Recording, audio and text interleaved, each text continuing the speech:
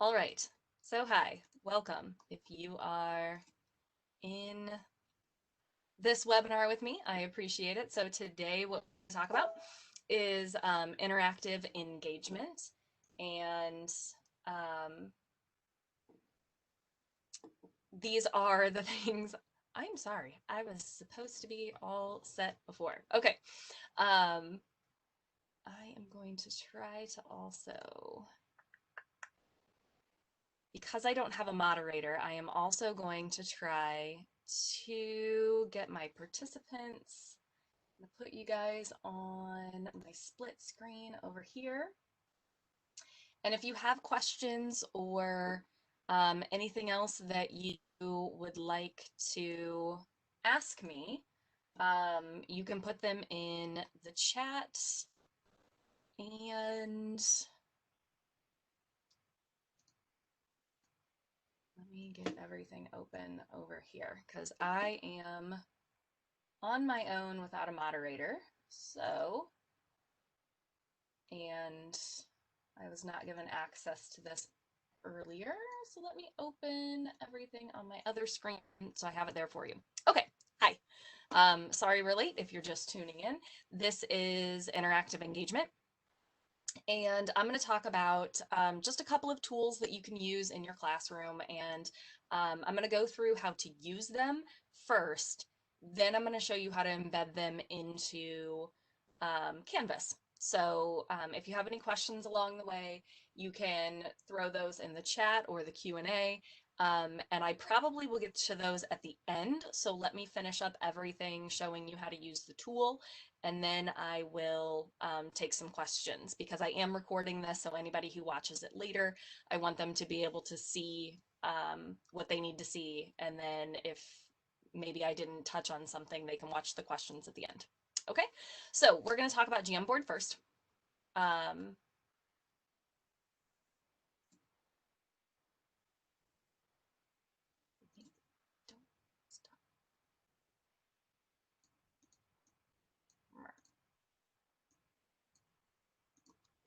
That's at the top.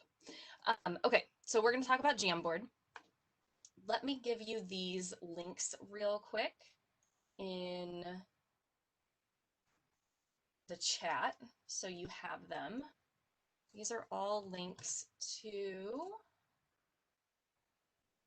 all the things necessary for Jamboard and the things that you might want to use. I'm going to get JB to link these in wherever this tutorial is going to be living for the recording. I'll have him link those as well. So if you're watching this afterwards and you're not watching it live, you won't have those links. But okay, so here's a quick overview of Jamboard. If you've never heard of Jamboard before, what it is like an interactive whiteboard. So let me show you how to get there. So if you open a new tab, you have a waffle over here, and if you scroll through your waffle, you'll see that you have Jamboard. Now, you'll see that my Jamboard, let's call it a drive, like this is my recent jams. These are all ones that I've opened, I've created, I've downloaded from other places because you can copy templates from other people. So while I was researching and kind of figuring out what Jamboard is, I started curating a bunch of materials. So these are all different jams that have already been created by me or downloaded by me. So this is what your screen would look like. Now, to create a new jam and to make a brand new jam that you would like to work with, you click the plus sign and it will open up a brand new jam. Now, your tools over here, these are all your things that you want to work with as far as like you have a pen and an eraser, and you have, this is just the cursor, so you can touch things on the screen. You have sticky notes and the pictures, you can insert pictures. And then this is a laser. So you can laser point. Like if you have created something beforehand and you wanted to pinpoint things on the screen and show students, then that's what that is too. Okay, so here is one thing that is kind of a hindrance to Jamboard is that if I use the pen and I'm using just a mouse, so, or my trackpad, um, it's not the easiest to like write notes.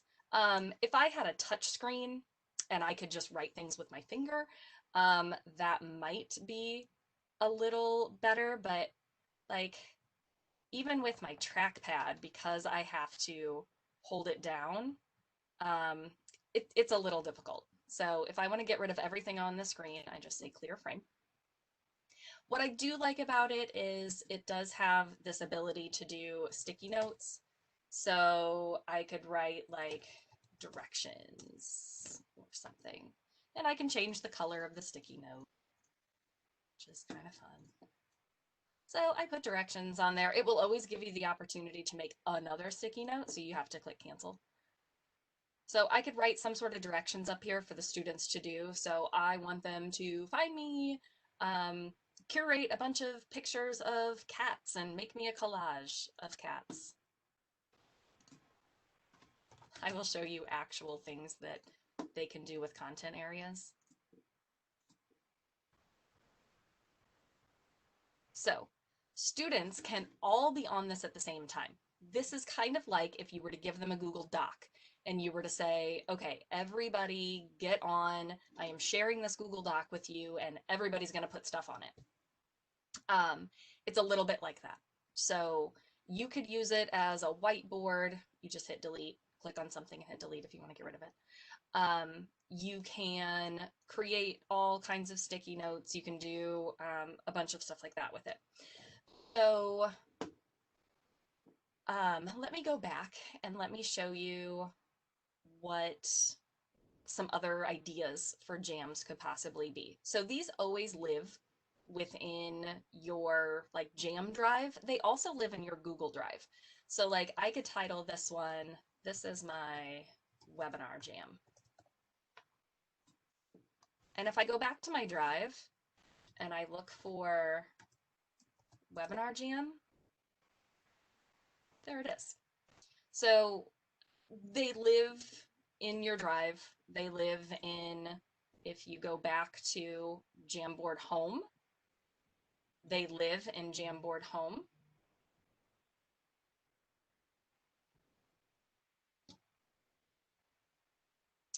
So I can do this here where I have, oh look, I have my Jamboard home. Sorry, I'm trying to keep track if anybody's asking questions. So I'm just kind of looking and then looking back because I'm on my own. Okay, so you have your like jam home, and these are all of the ones that you've created. Also, if you assign these to students, and I will show you how to do that in Canvas in just a minute. If you assign these to students, if you make a copy for every student, which I'll show you how to do, all of them will show up here too. So you will have access, and let's say you have 100 students in a high school class, and you have given that jam to all of your different classes and they all create one. You're going to have all 100 of those jams in there. So just keep that in mind, that if you have created it and made a copy for everyone, you're going to get that one of everyone's back. Okay, so these are all of the ones that I've either found or I've created. So I did an in-person training the other day and I had this right here, this jam here. And I put it as like the do now for class. And so I had everybody click the link, and how I did that was here in my Canvas. This is my main screen for Canvas, and this is my home screen. And I had all of my students who were in this training click here, and it took them to my do now. And my do now, the directions were please add a sticky note with your name and school location. And so this was a really fast way for me to be able to have interaction with all of my students. I could have a do now. If you see back in my Jam home, in my Jam home, I have all of these different kinds of things that, like, I could start with this one, could be my do now. And we could do a quick wellness check, or we could do you understand? How do you feel about the subject? I could quickly throw this link at them, and I could share it with them, just like you do a Google Doc, a Google Slide. It shares like any other Google product. So I can get the link and I can change it to everyone at Fort Zumwalt. I can copy this link, and then I can share that out with my students through Canvas in a multitude of ways. So you could make a page and share it with them that way. However you want to put this link up there, share it with them. Once they click it, it works like a doc. Everybody is on the same jam, right? Here's one thing I don't like about it. That if I am on this jam with my entire class, and like I am a student, I am student in the back, student A sitting there, and everybody else is on this as well. I am little student A sitting in the back and I do this. Now, I as the teacher can't undo that. If little student A in the back is sitting back there and clears my entire frame, I cannot do this. I cannot hit the undo button and undo it. Only the person who clears it can undo it. And there's less accountability here than there is with a Google Doc. So like a Google Doc, you can go to revision history, somebody's name shows up hovering over when they engage with the screen. So you have a lot more accountability. With this, there's not as much. So they can just mess with other people's stuff. They can delete things. And if you are watching in real time and you're sitting there watching the screen, as they click on stuff, their little icon will appear above it. But as soon as they click away, it no longer shows up. So if somebody does something quickly, you'll never know who did it. Unless other kids are paying attention and they see so-and-so's icon come up. So that's a downfall. That is a downfall that I have found with Jamboard, that if I give this to all students and I am collaborating and everybody is working on this screen right here, and they're all moving their names into how they feel about, you would also change this to your students' names. And they're all moving them so I can get an idea of how they feel about the topic, then I could potentially lose all the stuff because one kid messes with it. So downside to Jamboard. Okay, so let's go back and see some of the other ways that you could use it. I'm not going to click on all of them. You can see them on the screen here, but like you could have them name 3 things that they learned today. You can assign these to each individual person.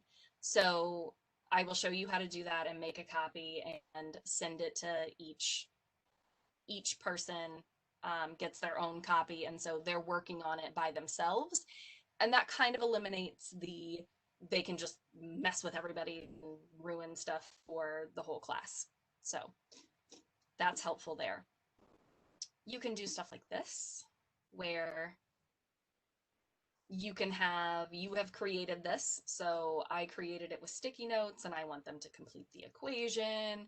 Then I have this here telling them that they need to move on, because you can make as many boards as you need. So I could keep hitting the plus sign and making all kinds of boards and all kinds of activities.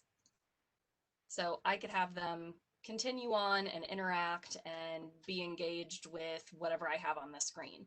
So if I'm doing grammar and I want them to put the sentence into the right order, then I want them to identify the parts of speech, and I want them to punctuate it, right? So I could have them do that. And then I put a stop sign down here to let them know that there are no more activities for them to do within this Jamboard. So that's another way that you could have them interact and you could have them working on it.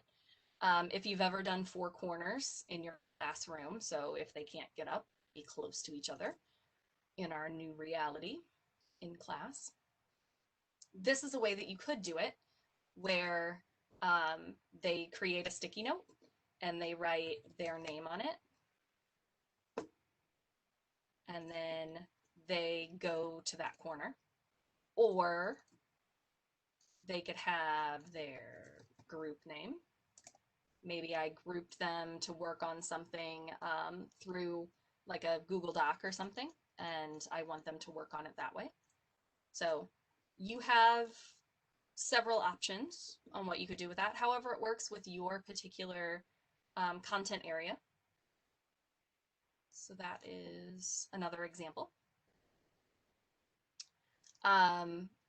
This one is another like check-in. I would do this as an exit ticket or a do now. It works really well for that when you're doing it whole group.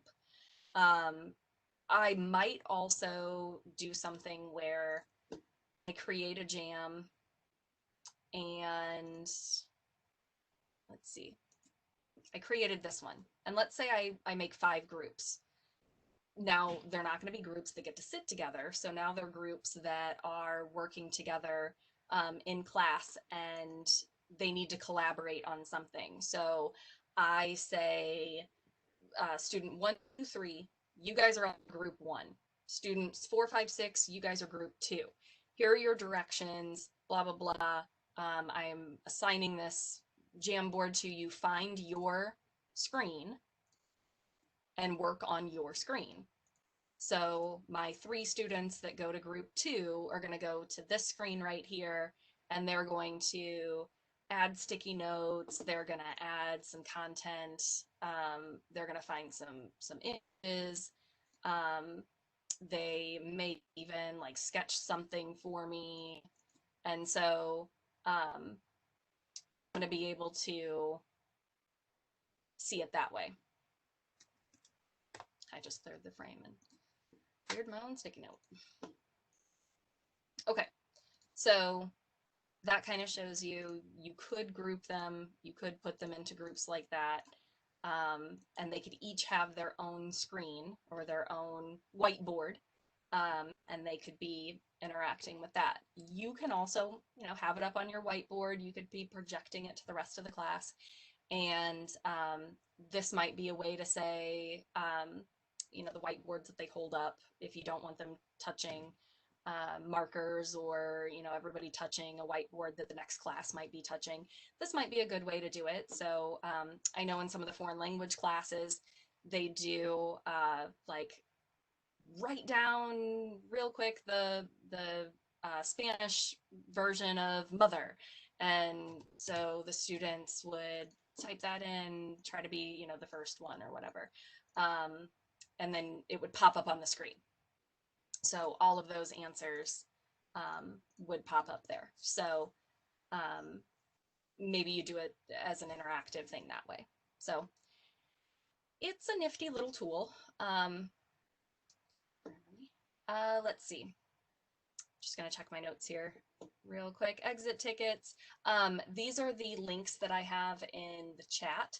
So if you saw any of those links, this is a quick overview. If you missed like the beginning of what I was talking about, how to get to Jamboard, that's what that quick overview is. I did give you a link on YouTube of how do I assign this in Canvas. I'm going to do a really fast how to assign this in Canvas real quick, and then other ideas for use. So that is Jamboard. I'm going to do a quick how do I put this into Canvas, and then I will move on to FlipGrid. If you have any questions or you are curious about something, let me know. You can throw it into the chat or the Q&A, and I will get to those in just a minute. So here is my practice, and I'm nerdy, so I did a Bitmoji classroom as my front page for my Canvas class. So I know Scott Woltz was training on all kinds of things that you could put as your front page. You can have your syllabus or whatever. These are all just clickable links. So I have links to things that students can do. What I did is I linked Jamboard to that picture, which was the do now, and I can change that link every day. Every time I have a do now, I can change that particular link, and maybe it goes to a different jam, or maybe it goes to some whatever else I have as the do now. Maybe it's an assignment or something else. So that's just a link. All Bitmoji classrooms really are just a place to, they're placeholders. Just a cute picture that has different links for you to be able to get information to students. So like notes from today, this was my in-person training that I did for this exact same subject. I did a notes page so I could have my links and things. That could be something that you might do for class where each day you have different notes, and this is just a link to a page. So see how it opens up my pages over here? I just made it a page. It's a Google Doc that I created a page. So again, it's just a way to make your front screen for those quick links, things that students might need to get to quickly instead of looking over here in their list of stuff. So that's all. If you would like to know how I did that,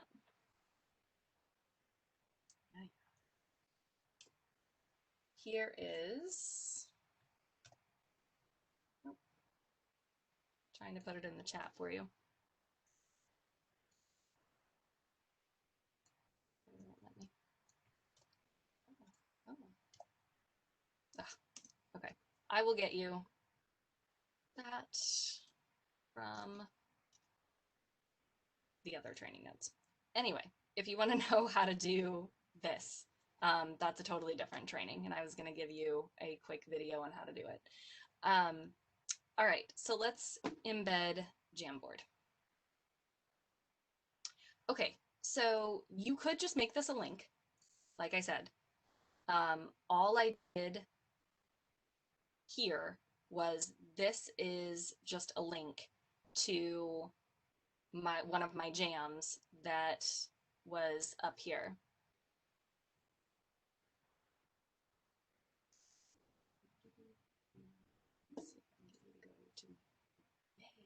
Okay, thank you. Going to my other screen. Okay, so this was just a link to my jam stuff. So if I reopen, let's call it my jam drive, I have all of these different things. Again, they link the same way as a doc or slides or any other Google kind of thing. Let's say I want all my students to collaborate. I'm going to share it, and I'm going to make it so anyone in Fort Zumwalt can get to it. I'm going to copy the link, and then I take that link and I put it wherever I need to put it in my Canvas. So I could make it an assignment. I'm going to show you two ways to do this. So you can make it an assignment, and I have a Jamboard group, and I'm going to make a new Jamboard assignment.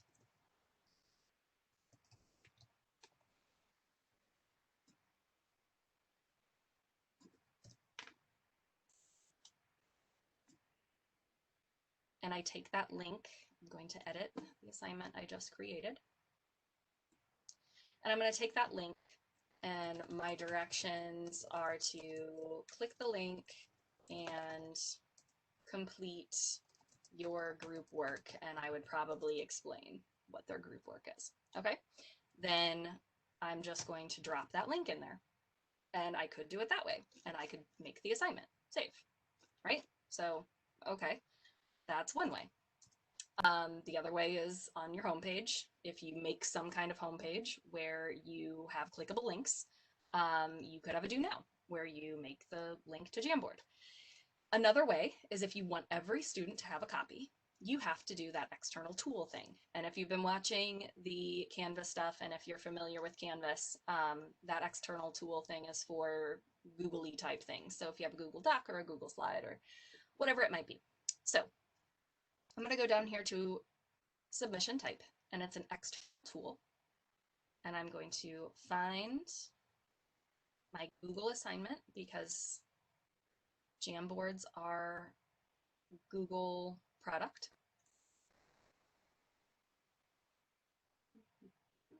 And I'm going to attach, this looks a lot like our classroom stuff, and I'm going to attach. And because I just worked on it and because I was just interacting with it, it's going to be in my today's and my recents, but if it's not, I could have searched for it. If I know what the name of it is, I can just do a quick search because it will be in my drive like that. So I want to add this as a collaboration. Now each student will get a copy. And we're going to make it 4 points that they just get for completion. So I'm going to create.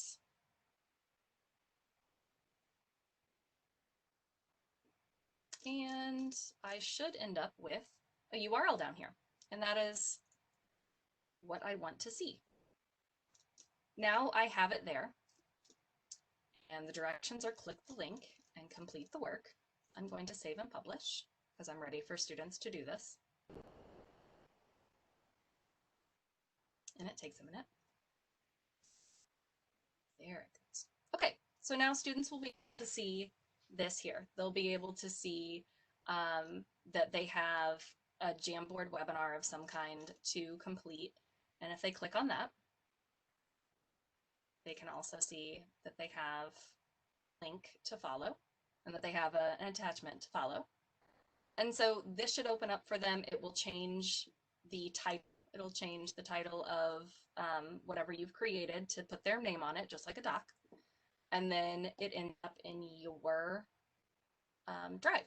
So your Jam drive, your Jam, I don't know if it's an official name, recent Jams. So it'll show up there. So every time a student works on it, if I had to be able to show you that they were doing this, you would be able to see that every time they completed one, it would drop in here. So I could grade it that way. And you can also grade it through SpeedGrader. And that's a Canvas thing that you can do training as well. So there you go. That is several ways to embed it into Canvas. So you could make it a link, simple, just drop the link in there if you want students to just click it.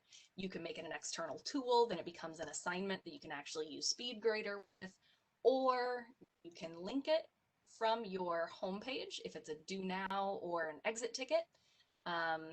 You could say, you know, do the exit ticket and they could click on it and it would be there. So that's Jamboard. That's what it looks like. That's how it works. Those are the pros and cons of it. You can have unlimited boards. It's hard to write on. The problem is that students can manipulate each other's stuff. And there's not a whole lot of knowing who did it because it doesn't put a name onto things that they do. So be cautious when you are assigning this and students messing with other people's stuff. But it works well for the ticket kind of thing. They could just quickly throw their name up there. So I gave you a couple of links, like these are other ideas and more ideas. Those are in the chat. So if you want to quickly click those and then bookmark them for later, you can do that. So that is Jamboard. If you have any questions, you can throw them in the chat. Otherwise, I'm going to move along.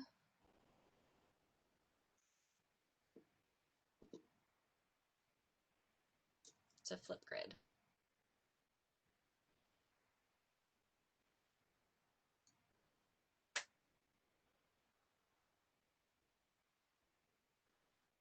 Okay, doesn't look like anybody has any questions, so I'm gonna go. and keep moving. FlipGrid's not going to take me very long. I love this tool. I think it's awesome and it's amazing. And on August 5th, FlipGrid came out with all kinds of brand new stuff. And so I'll quickly show you what the brand new things are, and then I'll show you how to integrate it into Canvas. This link right here, you are going to have to, I'm putting this in the chat. This you must do in Canvas before you can integrate FlipGrid into Canvas and actually get it as a tool that works within Canvas. It's not an external tool. FlipGrid actually embeds itself into like Canvas assignment and is really great that way. So you have to do those directions if you want that to work. So I give that to you there. It's already on mine, so having the ability to show you how to do that, but I don't reinvent the wheel, so this guy gives a really great instruction real fast on how to get that in there. So you have to do that to be able to get FlipGrid embedded, and you'll see what I mean when I take you there. Okay, so FlipGrid, if you've never used it, it is a video recording program. I love it as an ELA teacher. I have students using it where they are recording presentations, they record all kinds of things. And I love it for that. So I'll take myself out of the screen here for a second. Okay, so here's FlipGrid, and here is it looks like when you create your groups. So your groups are like your classroom. So if I create my classrooms, I've already kind of played with some of them for my next year. These are like my individual class periods, and students would join these class periods. Within those, I have topics. So I can keep adding topics to my class, and students would submit things to those topics. So I could do it that way. And I could just live within FlipGrid, and I wouldn't have to put this on Canvas at all. I could give them a link to this, and I can show you. I could create, like here, I have modules, and I have an All About You poem. You can find valid settings for this one. Chili.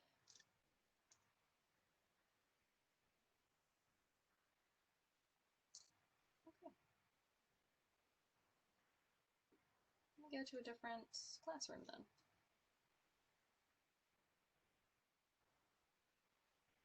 Okay, so I have an All About You poem. Okay,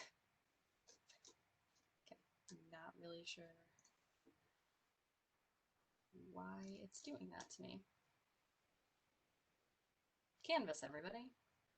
Canvas. Okay, so that should open up, and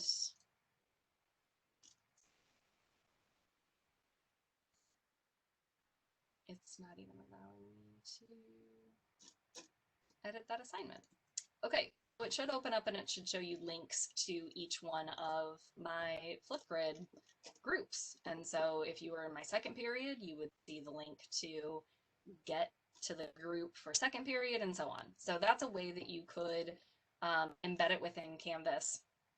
And again, I'm not really sure why it's not allowing me to look at that right now.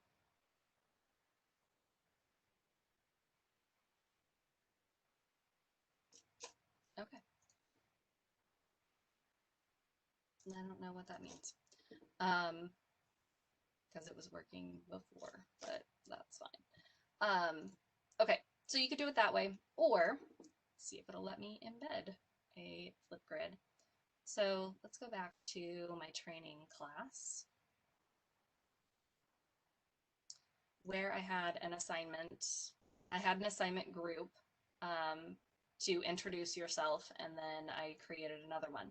So with introduce yourself, this is where I mean that you can embed FlipGrid into Canvas. So this is within Canvas. They don't have to go to the outside link and it won't open up a new tab or anything.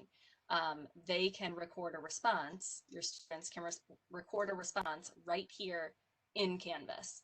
So they can see your example, they can see the topic and the directions for it, and then they could record something directly in Canvas and it pops right up and they can see each other's and they can respond and do all that right within Canvas. So you don't even have to send them to an outside link. How did I do that? So under my FlipGrid group, I'm going to create another, this is webinar practice, and it's due on Friday. I like things to be 4 points. So I'm going to edit this assignment. I'm not going to bother with directions because it's going to embed FlipGrid in there, and so I don't really need any directions. So my submission type, I'm going to do external tool again, but this isn't a Google tool. This is a FlipGrid tool. And it's going to embed itself right into Canvas for me.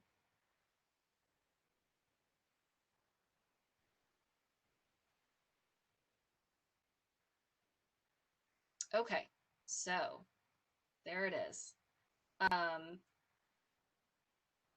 I can edit this just like I would in FlipGrid. So if you've used FlipGrid before, you know that you have all of these options. So if you've never used FlipGrid before, let me quickly explain to you what these different things are. So it already titled it because that is the title that I gave my Canvas assignment. These are the things that the students are going to see if you want to write, or you should write more of the prompt in there. So if I want them to introduce yourself to the class, then I really don't want them to go on and on and on. So I'm going to take it and give them only a minute to speak. That makes them have to work harder to try to get what they need to put in there. You have the choice, and you can toggle this right here. Video moderation is that you see the video first before it goes live to students. I like this tool, and I like to use it whenever I use FlipGrid because you never know, and I don't want it to be out there to students before I see it. So I usually toggle it on, but you don't have to. You can have all videos be active. I also have lots of students who want their stuff to be hidden. So they may not be comfortable, or they may have something that says that their image can't be allowed out there for other students to view. So I always moderate them, and I open them up for other students to view once I've viewed them and I've moderated them. Media is you put this media in there, like if you want them to watch something, like here is a minute impromptu speech that somebody else gave, and here is a sample, here is your exemplar and what that looks like. You can upload images, emojis, giffies, like you can do all kinds of things. You can record your own video example, and that's what students will see as like their topic, and they'll see that as an example. You don't have to put something in there, but you can. So you can password protect your grid if you would like to. You can attach external links, like maybe you have directions on a Google Doc. I mean, there's so many options here that you can do for that. So on here, you get up to if you want to receive notifications, like every time a student posts a new video, you want to know, or at the end of the day, you want to know how many were posted, or at the end of the week. Can students download and share their own video? Sometimes that's helpful because if I tell them to download it, then if something happens with FlipGrid, like some sort of glitch, they have their video. And if it's a really important assignment, I always tell them to download it and keep it on their phone, just in case. Technical errors do happen. So you can set up all these features. There are so many things that you could possibly do. They could edit their own video once they're done with it. Like if they, made a mistake at the end, but they liked the whole thing, they could edit that out. You can allow them to comment on each other's stuff. I usually turn off the view count because sometimes it just makes them nervous to see how many people have viewed it. You can either turn on or off that they can like each other's stuff, they can add sticky notes. I mean, seriously, there are a ridiculous amount of features for this entire thing. So let me show you. I'm gonna pretend to record my own video here for a second.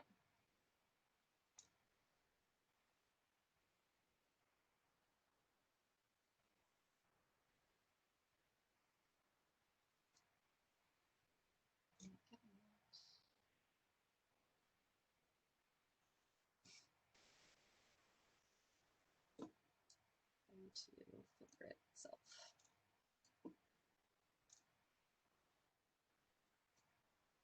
Okay, so I'm just going to add a topic to this one. Why things are not doing what they should be doing. It's not asking me if it wants to use my camera. I wonder if it's because I am using my camera for this webinar. I should be able to do both because I was taking a screencast and I did this the other day.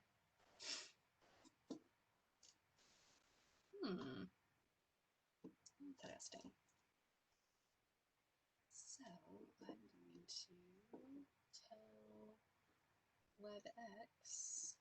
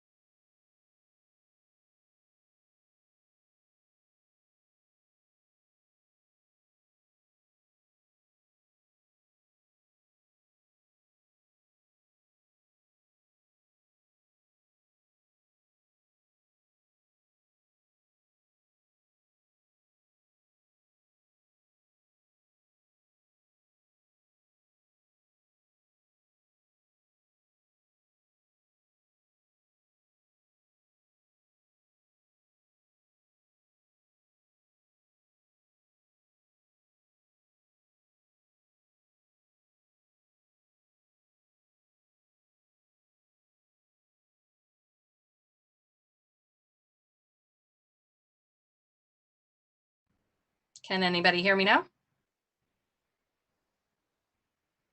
Yay! Yay, technology. So happy. So happy with all the technology. So I don't know when I dropped out, as far as being able to be heard.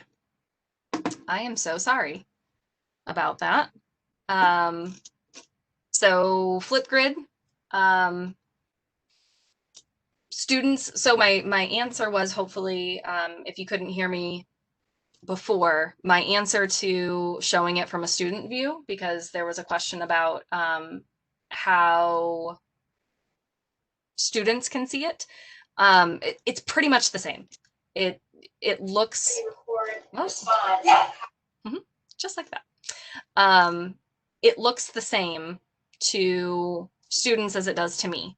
So there isn't a whole lot of difference in what the students see versus what I see when they go to Canvas and it's embedded like this, or when they're in the FlipGrid website. It looks just like this for students. They click on topic and it looks just like this for them. So this was the example that I gave, and then they would come down here, and the only difference for them is that it says record a response. My actions here, I have a bunch of things that I can do. I can edit the response, or I can hide it.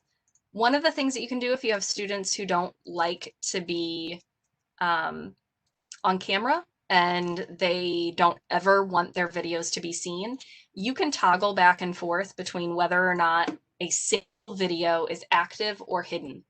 So if I want this student to be seen by everyone, it's active. If I want it to be seen only by me, I'm the only one who can see it, I want to make it hidden. That way, you know, those students who would prefer not to be seen by their classmates, you can hide them. And that's why I said earlier that I choose to moderate, and I will always choose the moderate videos option, because I want to see the video before I let it go active, just in case there's something else I don't want other students to see. So hopefully that clears that up. But there's really no other view that me as a teacher versus students. They will see the topic, they will see each other's unless you make it hidden, or unless you do something else with it that you know, you have them put it somewhere else. So that is FlipGrid. I love it. I think FlipGrid is awesome, and the new tools are pretty cool. I haven't gotten into mixtapes and shorts very much, but there are so many like YouTube videos on how to do those kinds of things. Right now, there is so much out there for FlipGrid. So if you have anything that you want to know more about FlipGrid, I am learning new things every single day. And like I said, August 5th, they came out with all these new tools. So it is growing and changing even before I can get familiar with it. So that is how you do it. So I showed you guys how to embed it within Canvas. Two ways. So let me review. You can either make it an assignment. So let's go back. And I'm going to just do it from scratch again. So let me do this one just so it doesn't live there.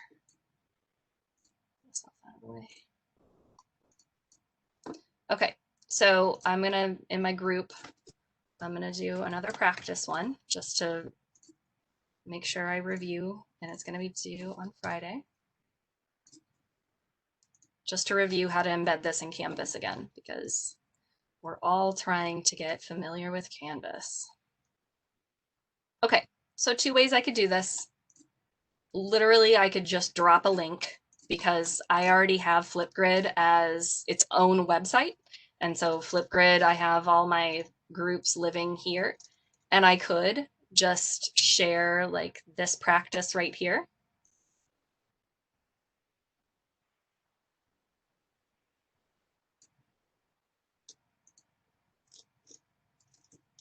Oh, I think because the assignment date has already worn off.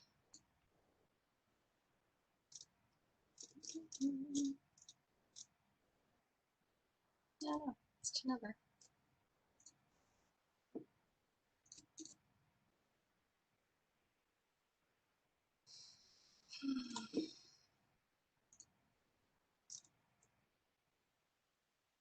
Oh, maybe because this is already, never mind. I'm sorry. That's my fault. This is already in Canvas, so I can't share it again because it is created in Canvas. So let me come here and get my, that was my fault. I was trying to grab something that was created in Canvas. This was right here is created in FlipGrid. So I'm going to have the ability to share this particular topic as its own entity. And I can just drop it in there. And then students could just click on that link. You know, I could make it something where I link like a picture, I link words, or I'm sure you guys know how to make links to things. Okay, so I could do it like that.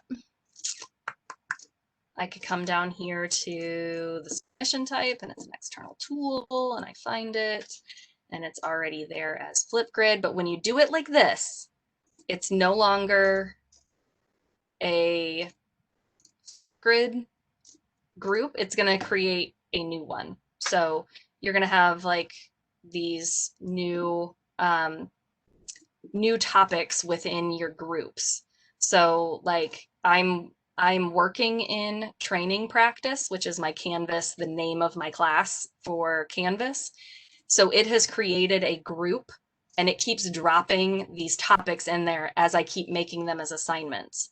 So that's kind of cool, the way that it just keeps track of it for you.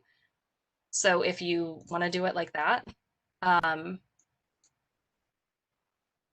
my Canvas is just being ridiculous today. Okay, so it should give you a URL and you save it. And then it's created it for you like this.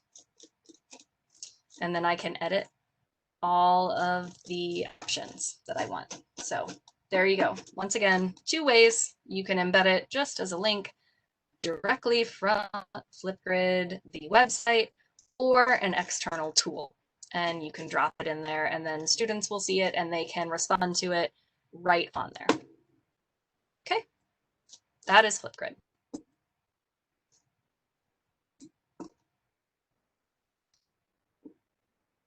Last thing, I had, make sure, you have to do this.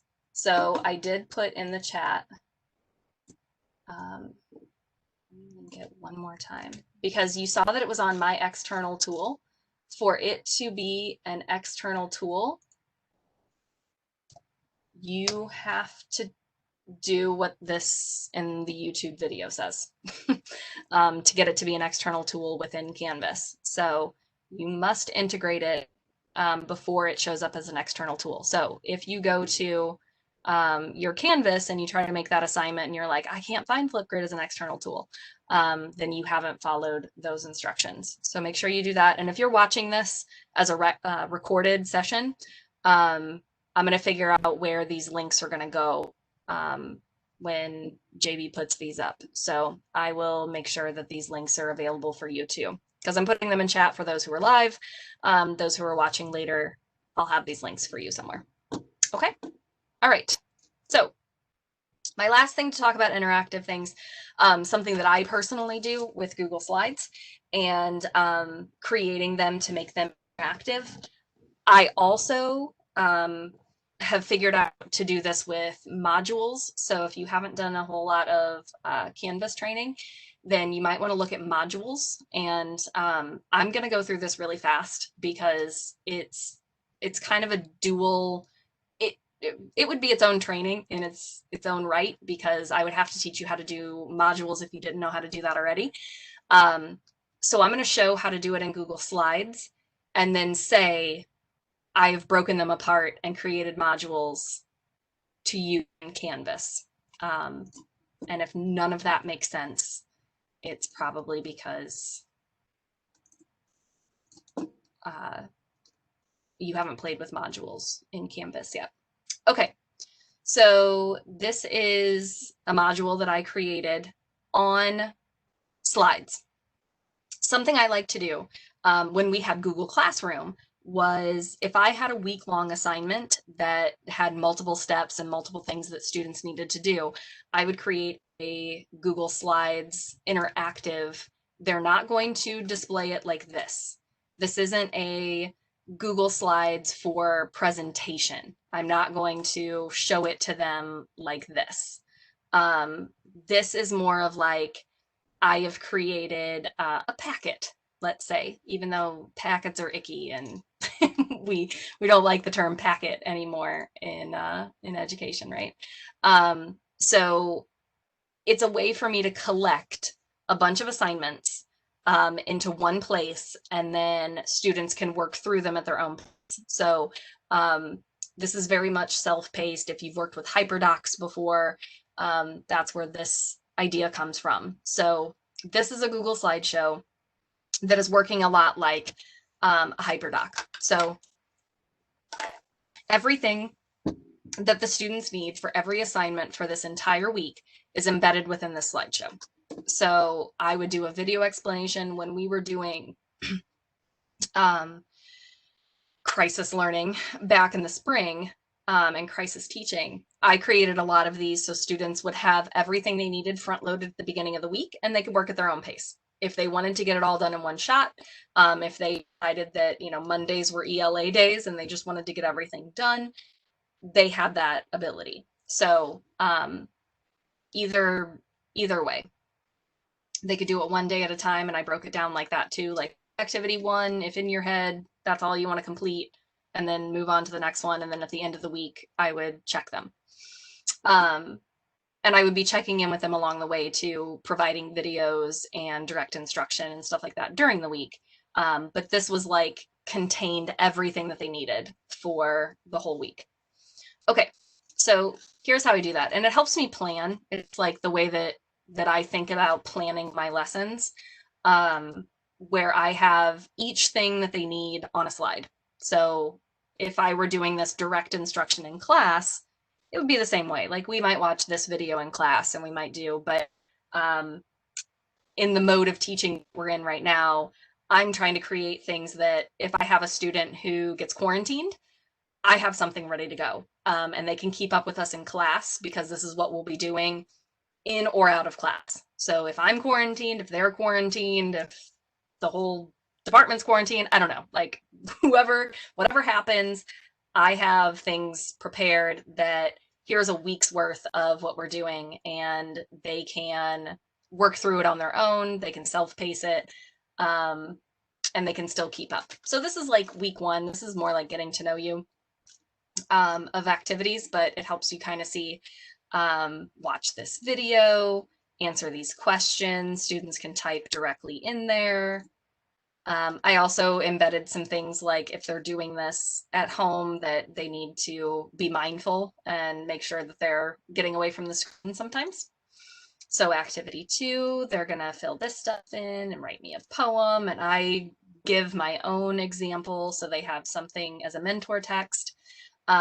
These are also mentor texts that they can choose one or the other, and then they have to create a poem of their own. Again, this is first week kind of stuff, getting to know you things.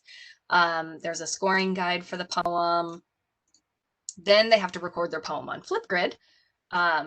So I'm going to teach them how to do that screencast thing where they could have the poem on the screen and they could be talking, and so I could see their face and they're reading their poem. And I'm asking them to do this at home because I would like to see them without masks on, just to help me be able to know who they are.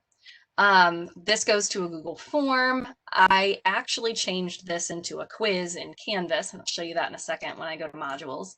Then they have to watch other people's FlipGrids and so on and so on and so on. So these are links to articles.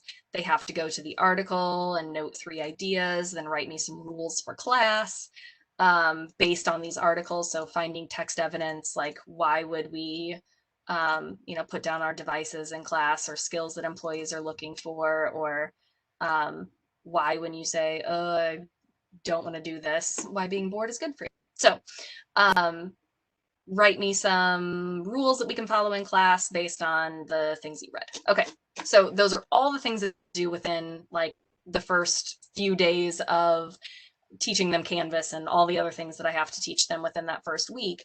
But these are the activities that we would do too.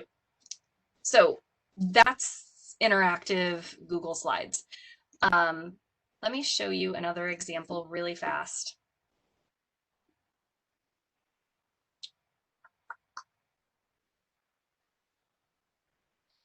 This is another way to do it, and I'm going to quickly just show you a slide to kind of give you an example of.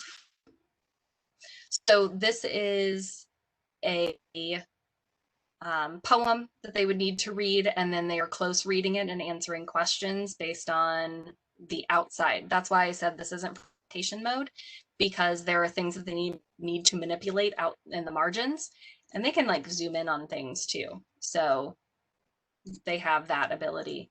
It wouldn't look so small, especially on their Chromebooks. So that's just another way to do it. That you can put things outside the margins. You can make links for them to go other places. You can have them read other stuff. There's articles, videos you can embed. Okay, so that's what it means by interactive engagement with Google Slides. I could take this whole thing, this whole Google slide, and I can embed it into an assignment in Canvas. So if I come down here to week 1 module, I could actually go in and say, this is week 1, right? And it's due, and it's, 24 points or something like that.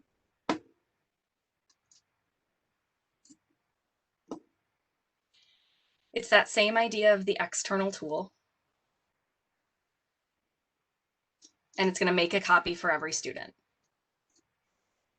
Right? So it's that same Google assignments. Yep, that's the want to attach. Should be the thing.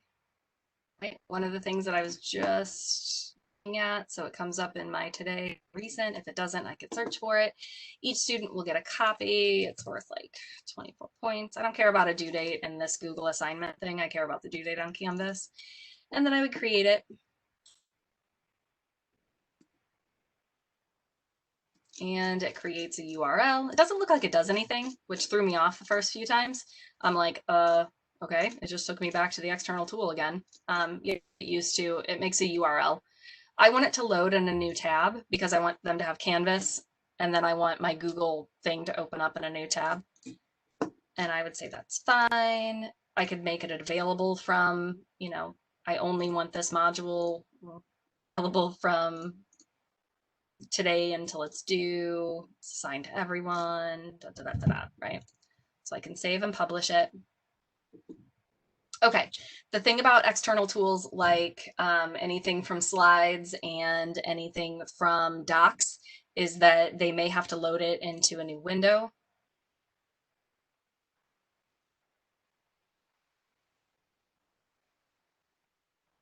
But they could still manipulate it once it opens in that new window. So it will open up just like it did in Classroom. They would click it and it would open, and it's a file here. And then this is my copy. And so I'm a student and I open it up like this, and I see my directions and my expectations and the instructions for use. And I see all the things that are going to be graded within this entire slideshow. And then I go in here and I, type my answers. And then I would go back to my assignment here. And if I were a student, I would be able to submit it here. And then me as a teacher, I would be able to open SpeedGrader, and I would have to, and yes, it's a little cumbersome to look at an entire slideshow for every student, which is why you might want to break it down into modules.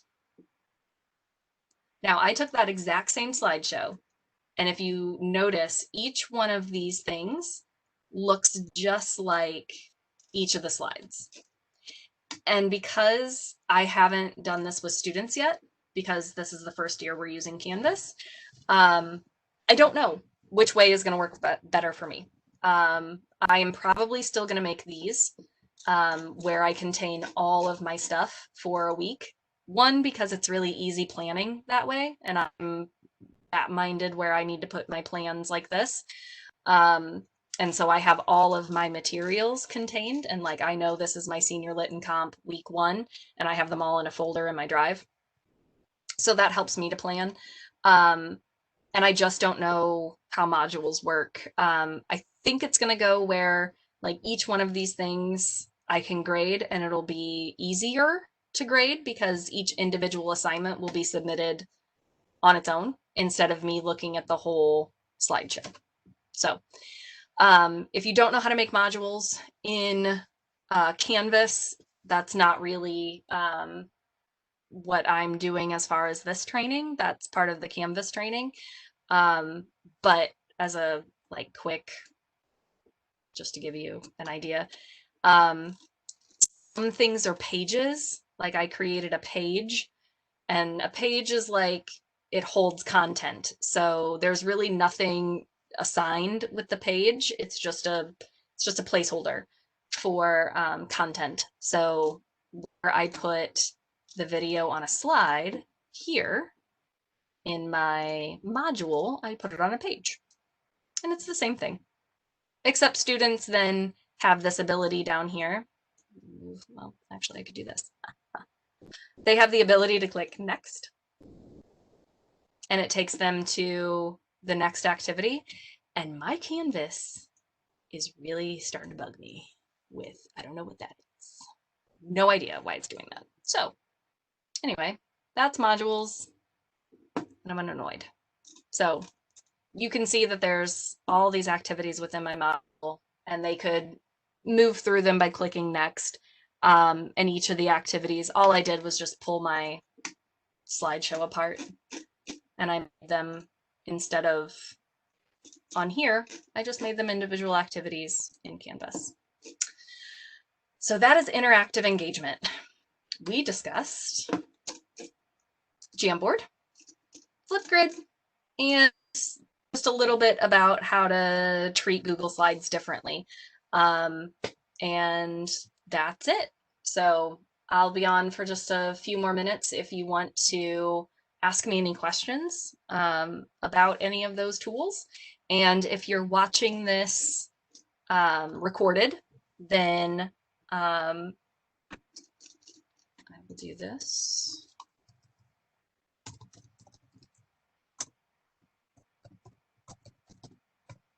That's me. If you want to email me with any questions, I have also trained people in your building, so you should have a building expert for each one of these tools, and that person should be able to help you as well. But thanks for coming to my TED Talk. I appreciate it. If you have questions, I'll sit here for a few minutes and wait to see if anybody has anything. Thank you. Thank you for joining me. I appreciate it.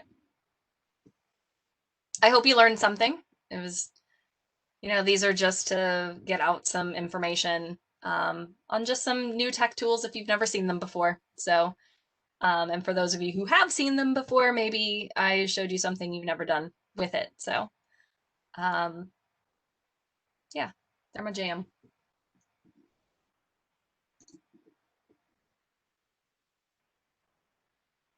I could show you a second for my Bitmoji classroom. All this is a, show you real quick.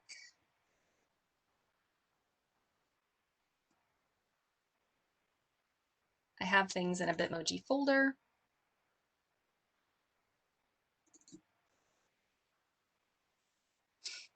And like I have a bunch of different versions of things that I possibly use, but my practice 101 is the one that I've been practicing with for all these training things. So all it is just a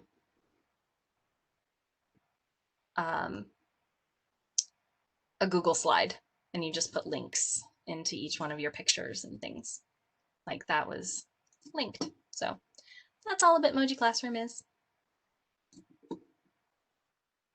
Doesn't look like I have any other questions, so I am going to end this now.